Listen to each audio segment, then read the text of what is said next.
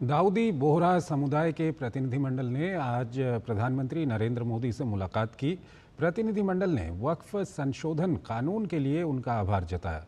प्रतिनिधिमंडल ने कहा कि ये समुदाय की लंबे समय से लंबित मांग थी, जो पूरी हुई है। प्रतिनिधिमंडल ने सबका साथ, सबका विकास, सबका विश्वास के प्रधानमंत्री के विजन पर विश्वास जताया।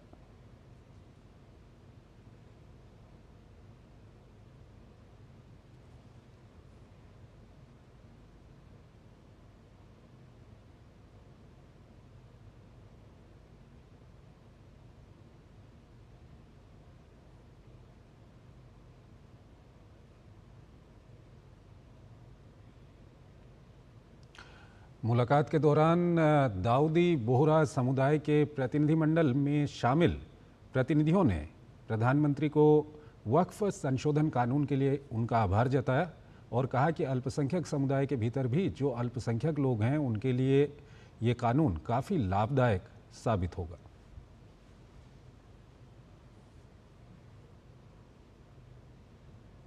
(1923) से हम ये गुहार गवर्नमेंट से लगा रहे हैं कि हमें एग्जेम्पशन चाहिए।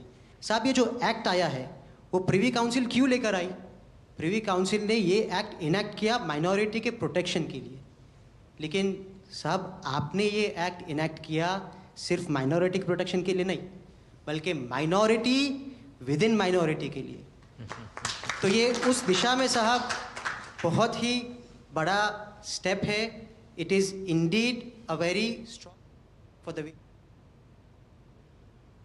जो आपने अभी वक्फ बिल का जो पास हुआ है, उनमें हम माइनॉरिटी विद इन माइनॉरिटी है और उनमें हमें आपने जगह दी है, हमारा नाम आया है और जो काम हुआ है हिंदुस्तान की तरक्की के लिए, आपकी ख्वाहिश है कि सबको साथ लेकर चलना है और जो काम हुआ है और हो रहा है वो इंशाअल्लाह इंडिया के लिए, हिंदुस्तान के लिए और पूरे देश के लिए बहुत खूब होगा। पटना में पसमानदा फाउंडेशन के द्वारा प्रधानमंत्री नरेंद्र मोदी को शुक्रिया अदा करने के लिए कार्यक्रम का आयोजन किया गया। इस कार्यक्रम का आयोजन बिहार भाजपा के मीडिया प्रभारी दानिश इकबाल ने किया था। कार्यक्रम का उद्घाटन बिहार के उप मुख्यमंत्री सम्राट चौधरी और भाजपा के प्रदेश अध्यक्ष दिलीप जायसवाल ने किया। इस अवसर पर उप मुख्यमंत्री सम्राट चौधरी ने कहा कि इस वक्फ कानून से गरीब मुसलमानों का लाभ होगा।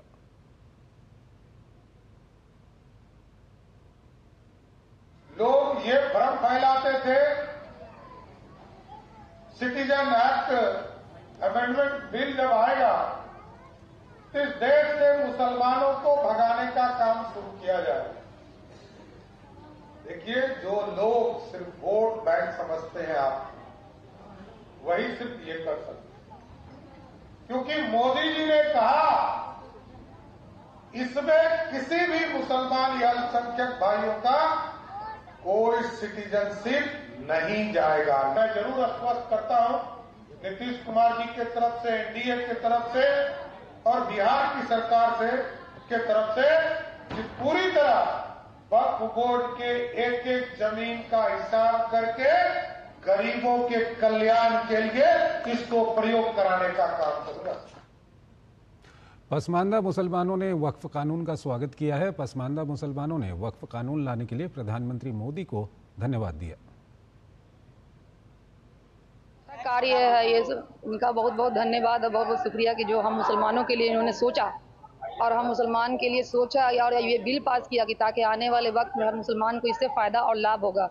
जो लोग इसका विरोध कर रहे हैं वो गलत कर रहे हैं और आने वाले समय में उनको भी पता चलेगा कि ये गलत नहीं था, ये सही बिल पास था।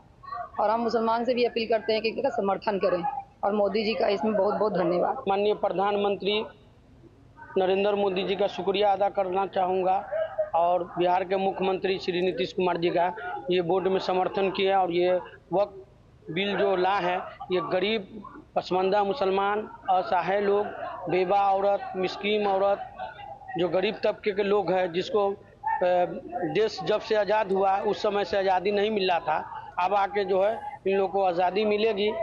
इसके लिए जो है जो भू माफिया है जो कब्जा किए हुआ है बिहार में ज़मीन पर, जो वक्फ बोर्ड का ज़मीन बेच दिया, वो लोग की हालत ख़राब है।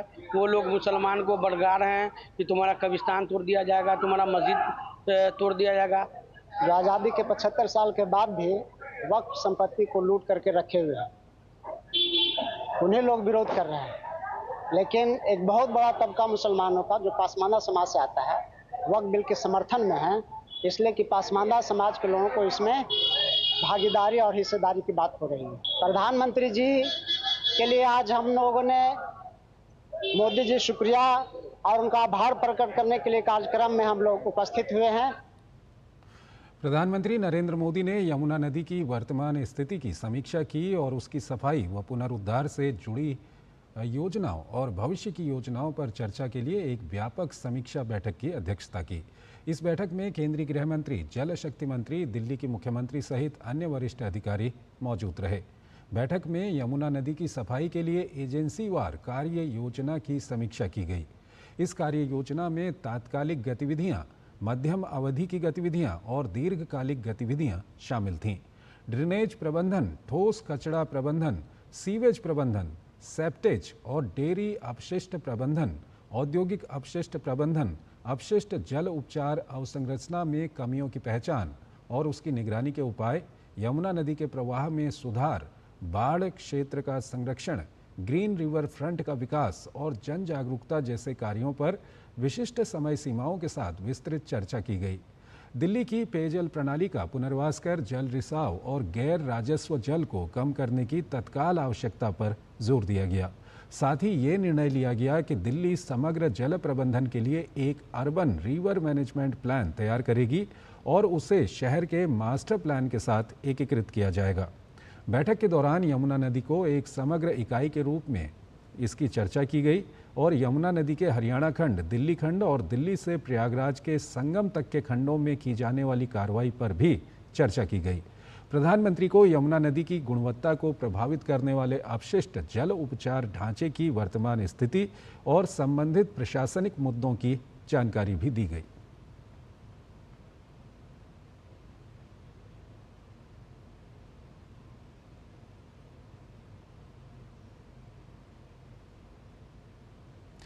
रॉबर्ट वाड्रा से आज ईडी